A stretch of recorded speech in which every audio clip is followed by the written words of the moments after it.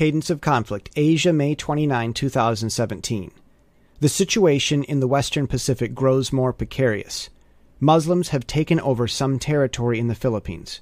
Martial law has been declared in those areas. The Philippines president, Duterte, has offered to resign if he can't keep the peace. For a long time, the Filipino people have wanted respect and a sovereign nation, hungering for that respect as much as China, if not more. This has led the Philippines to diminish ties with other nations, including the U.S., and warm up to China. Sun Tzu might advise that any form of hunger can be exploited as a weakness, including hunger for respect. Now, an extreme sect of Muslims have interrupted the sovereign work of the Filipino government. If any forces lack respect in the Pacific and undermine rule of law, the U.S. is not the foremost among them. The current security arrangement in the Philippines has failed to keep law and order. Duterte's policies are being put to the test. If he can't regain control, then both China and the U.S. will step up their presences. Northern Korea is already stepping up its game, now with rumors of anti-aircraft missiles. The U.S. has sent yet another strike force to Korean waters. China knows the U.S. is the best hope to end the mess on the peninsula, whether in terms of finances, diplomatic affinities, or strength of arms. Importantly, the Western press is mounting a well-published case against the Kim regime comparable to the case the W. Bush administration mounted against Saddam Hussein. In the South Sea, Trump sent his first sail-by through China's man-made islands. U.S. threats to blockade the artificial island militarized bases are not empty threats, not in the least. Nor is China's threat to declare war if the U.S. follows through.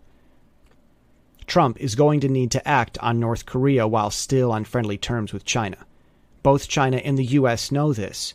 With these islands, China and the U.S. can't play let's be friends forever. The problem of the artificial islets in the South Sea will compel quicker U.S. action on the Korean peninsula. The majority argument, however, will go to the international view. If China's military presence in the South Sea is benign, why didn't China demonstrate respect and stop Muslims from disrupting the China-friendly Filipino government?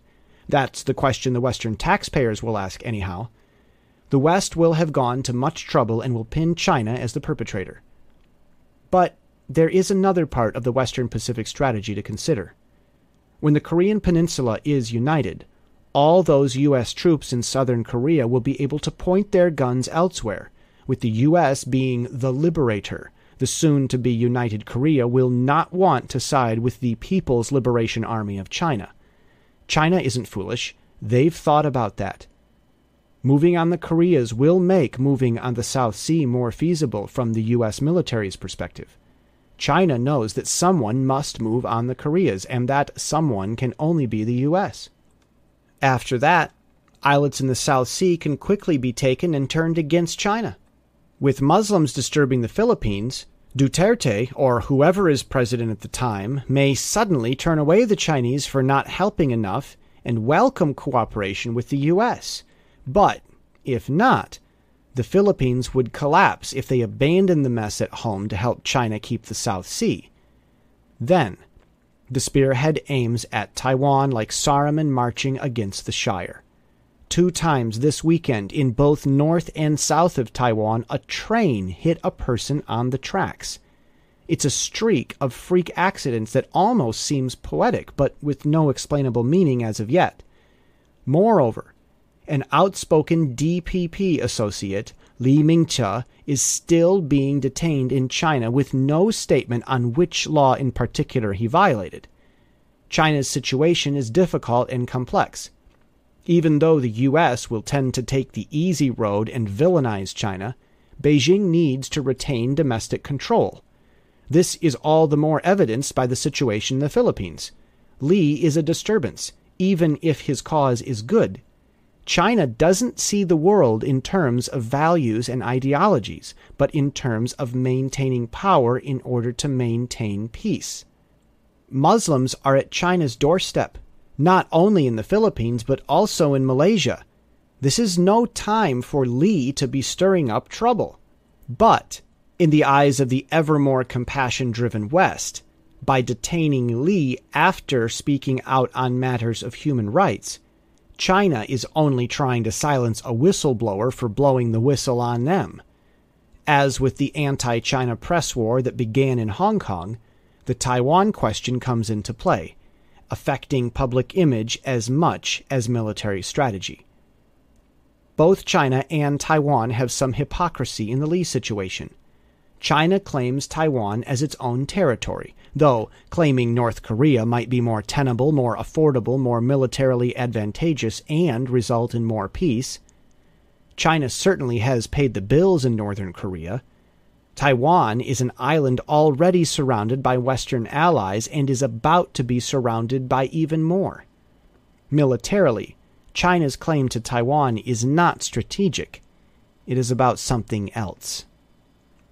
By China claiming Taiwan, Taiwanese have a vested interest in human rights issues in China.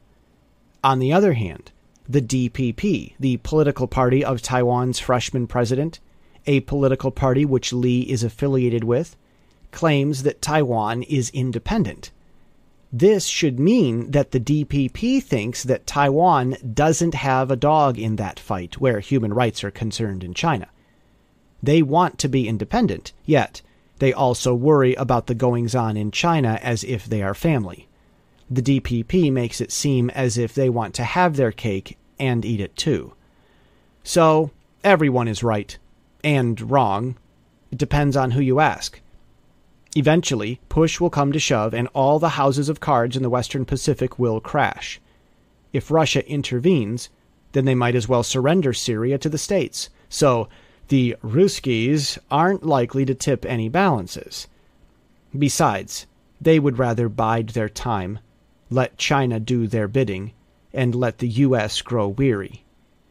Based on both push and advantage for action in Korea just before action in the South Sea, China could find itself in a checkmate in 3 moves. Then, we'll see if that bromance between Trump and Xi was all it was chalked up to be. And that's the cadence of the conflict already seen in the Pacific.